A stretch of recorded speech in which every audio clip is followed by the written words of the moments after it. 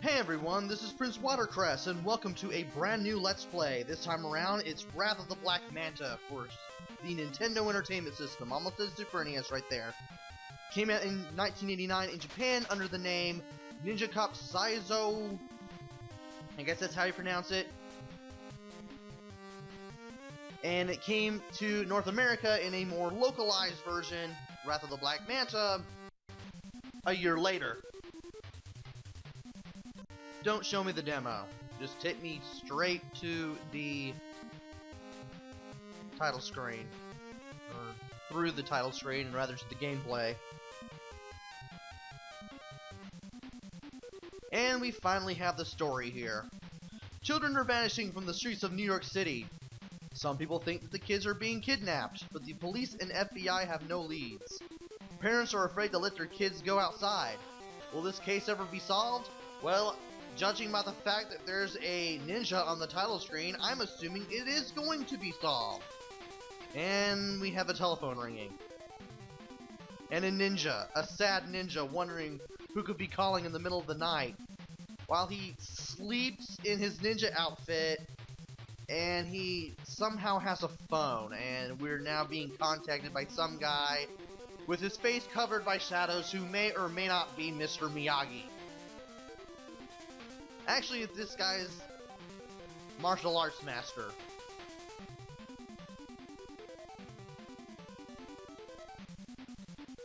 This guy's martial arts master knows that this supposed kidnapping of kids really is a kidnapping of kids.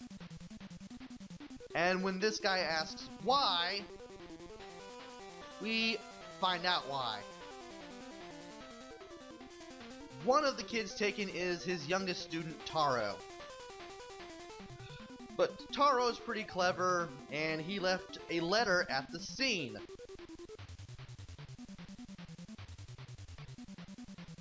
The letter says, "Please send help.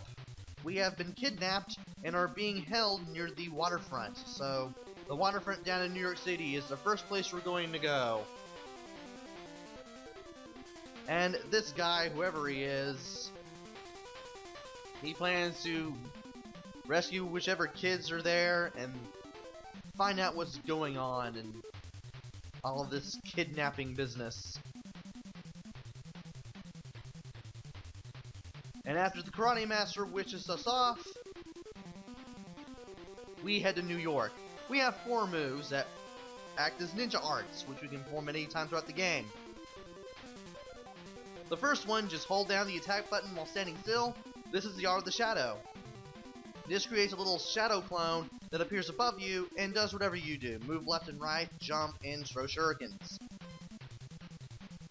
Holding the attack button while walking will give you the Art of the Fire Ring. This causes a ring of fireballs to rotate around our hero here, and if any of these fireballs hit an enemy, that enemy will die. Crouch down and hold the attack button, and you'll be able to do the Art of Ground Fire as soon as you release the button. This causes a fireball to travel over and through the ground, and any enemy it runs into will be demolished. And holding up while holding the attack button lets you perform the Art of Missiles.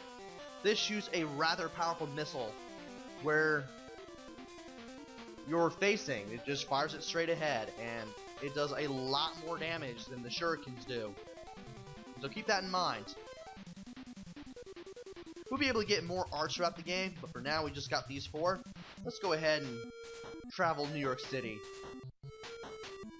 And we can move left, we can move right, we can somersault jump, we can jump straight up. Jumping straight up as opposed to jumping left or right will give us a higher height, which can be useful when we want to go somewhere. And of course we can show shurikens. We can only have 1 on the screen at any given time, so you want to be careful with your shots. And enemies don't take that much effort to kill, just avoid their bullets and throw shurikens at them. One hit ought to do it. And we got a note here on the ground. Let's pick it up. The man in red knows something. You'll be seeing these notes throughout the game, and here's the red guy. Just walk straight up to him. If he gets up to you, more power to you. You'll get a little interrogation cutscene, and Most of these cutscenes, you're not going to get very much out of these guys. Now that I got that out of the way, I might as well show off the heads-up display. We have 200 points so far from killing 2 enemies. We can get points in order to get lives.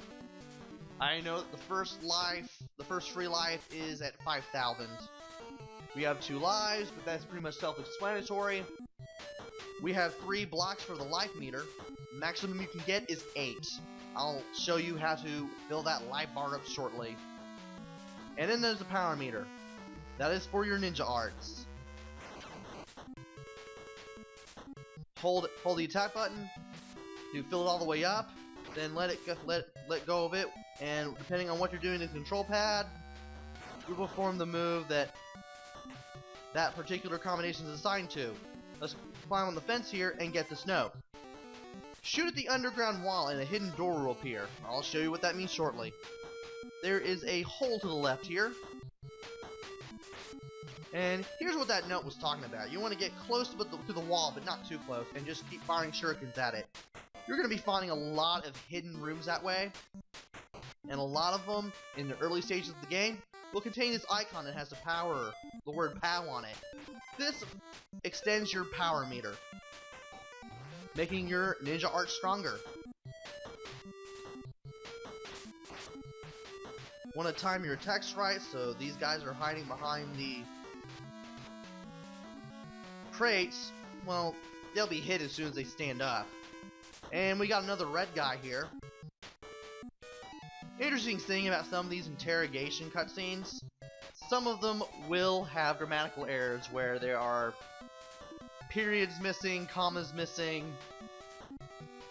Apparently they didn't have all the time in the world during the localization to make sure everything was grammatically correct.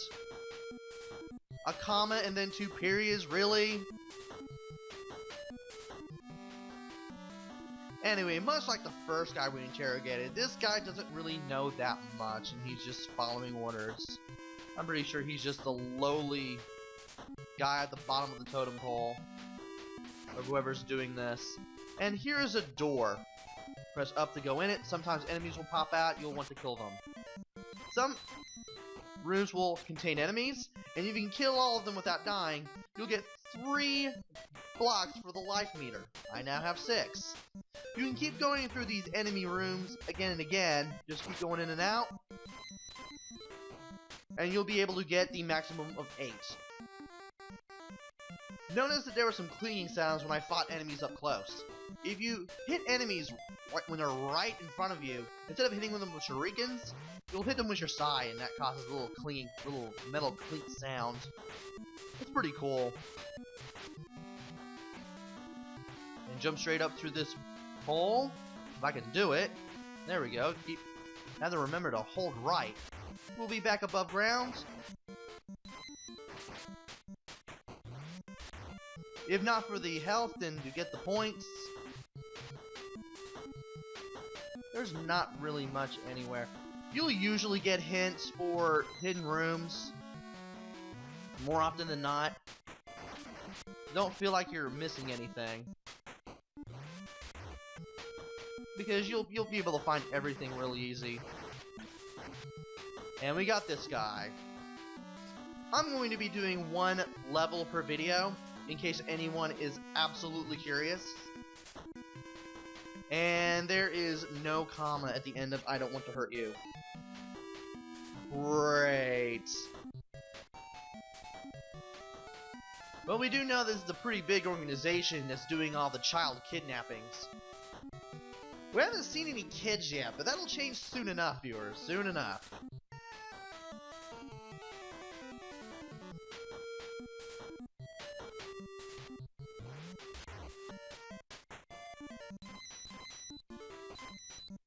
Three side kills, alright. Want to use that crate to get up there. Those little red roofs are actually jumbled up versions of the exit signs from some of the doors in this level.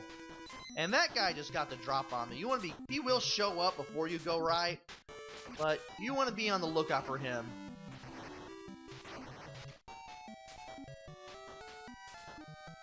Can I do it? Well, I got hit. Trying to get these guys and interrogate them without getting hit is kind of iffy at times. That one was kind of iffy, because all I had to do was just touch them, and I got hit. And all he was doing was ducking, he wasn't even attacking at all. That guy didn't know much. But we need to go through this door. There are no enemies, but there is a little L icon here. This fills up your entire life meter back to 8 blocks. Really useful if you can't find anything in terms of enemy rooms, but they're pretty easy to find anyway. And there is a door with a note in it. Shoot at the wall to the left side of the pipe. You'll see a hidden door.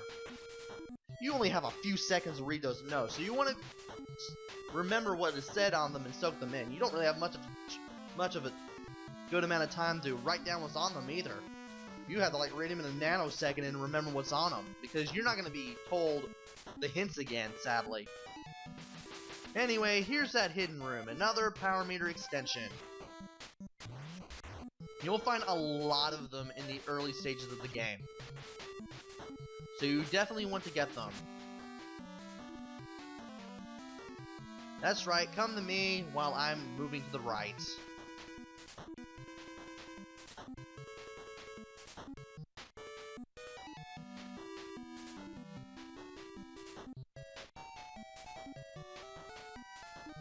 A lot of lowly guys at the bottom of this organization's totem pole here.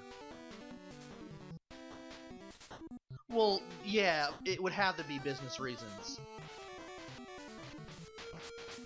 Got that guy. And we got another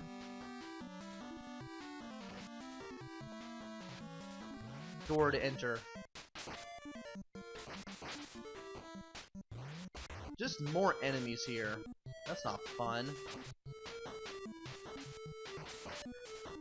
Interesting hint that you can use here. Oh, that guy slowed down when we got up on that pipe and then moved to the right, because he had to move through that box. That made it easier for us to interrogate him.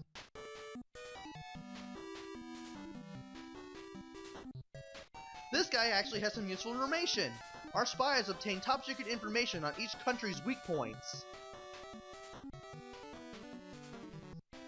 And when we ask him what the little organization does with this information, he won't open up. Great. Anyway, time to go through this door. And we got a kid trapped in a little glass box or something. When we kill all 3 enemies in here, we'll free this little guy. And these kids look like they're from the 70s. A lot of them will look like they're from the 70s. And they change appearance as you go from one part of the game to the next. They also give you hints. If you shoot the wall on the right, you'll find a hidden door. A lot of the kids will tell you where hidden rooms are. You definitely do not want to skip these conversations, especially on your first playthrough of this game.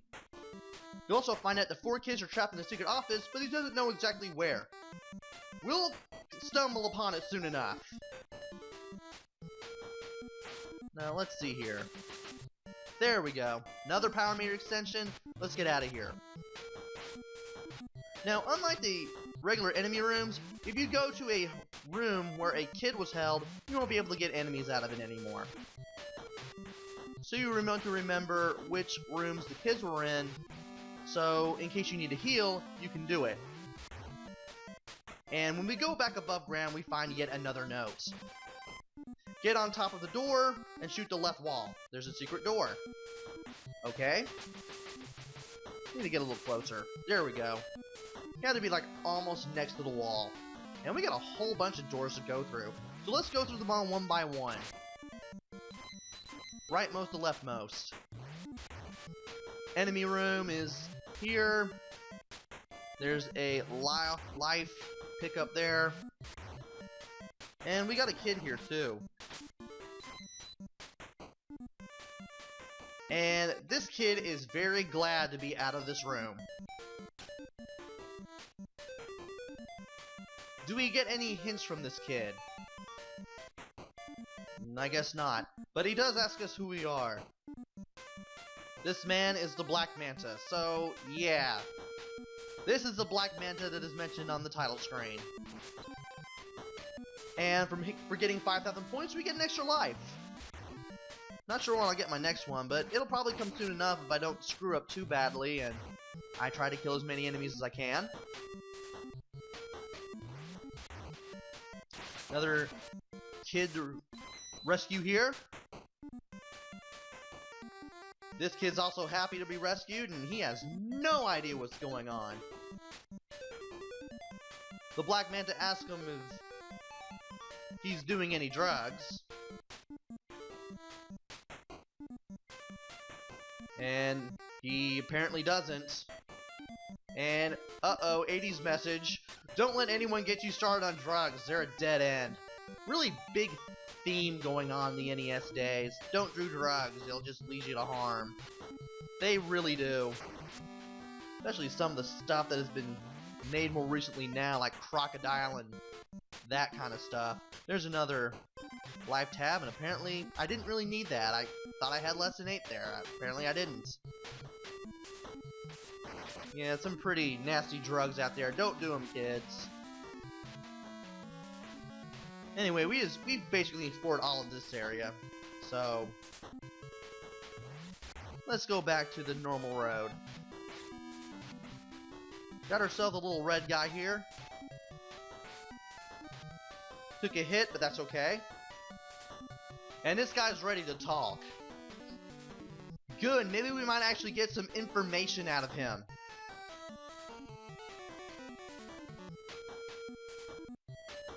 Or not. Well, at least we didn't get rid of him, so I get the points off of that guy. I don't want to take the high road. At least I got him distracted, so I can kill both of them easily. Enemy room in here. Pretty sure there's an enemy room in the second door as well. Nope, there's a no. Tiny is hiding in the next building. Aim at his head. He's the boss for this level, and if you couldn't already tell, he's not going to be Tiny. Well, we haven't seen him yet, but if experience is any indicator, I'm pretty sure he's not going to be actually Tiny. Get rid of these guys. There's nothing to the right. Might as well go ahead and show you that there isn't. Before you press up and go in here, you want to stand still and do your neutral charge attack. This lets you do the Art of the Shadow. You can actually enter this area and get to jump on Tiny. You want to watch your health meter and watch out for the bricks that come down whenever Tiny stomps the room.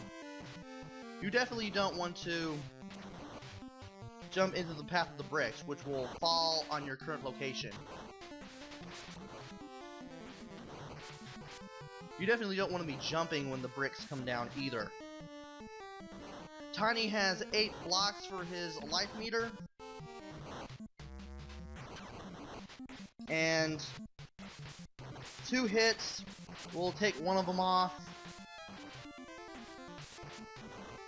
Whenever he winces, you know that you've hit him in the head area, which is his only weak point. And I unintentionally did Art of the Fire Ring.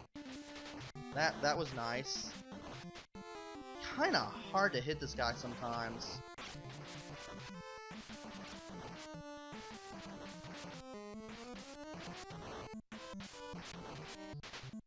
Nearly whittled him down though. You can hit him with that Art of the Shadow, but it's a little easier if you can actually charge it up and do so. He hesitates a little more when he's on either side of his maximum field of movement.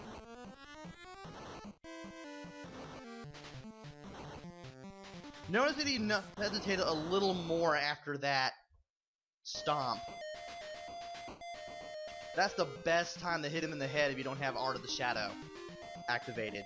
And we get a 10,000 point bonus for completing that stage and getting all the kids. And for beating the boss here, we get 2 more ninja arts. The Art of Invisibility and the Art of the Spider, which we'll cover in the next stage. We'll definitely be making good use of these. Meanwhile, as we're talking to the karate master, one of the goons from New York City tells this guy in all red that the security system has been infiltrated.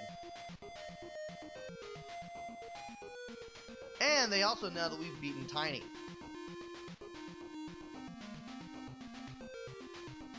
This guy can't believe it, but he probably has a backup plan, like all really shady looking bad guys do. In this case, they're heading to Japan, and they're expecting ninjas to finish us all off. Little do they know that, well, we're playing as a ninja. And part 2 will take place in Tokyo, Japan. These 2 new moves will use the little command slots that other moves we know already have, but we'll have a way of choosing between which command does what. Choose a command that has more than one move assigned to it. Press right, you'll get this little cursor to pop up in the upper right. Choose the one you want, press A, and then press left, and you can choose which command you want to play around with again. I definitely want Invincibility and Spider here. We will be using that, actually, not quite yet. I still want to use the Fire Ring. I definitely want Spider, though. Alright. And with that, that's part 1 finished, and that wraps up this video. So join me next time where I go through Tokyo, Japan, and save some more kids. Until then, this is Prince Watercress. Take care, stay safe, thanks for watching!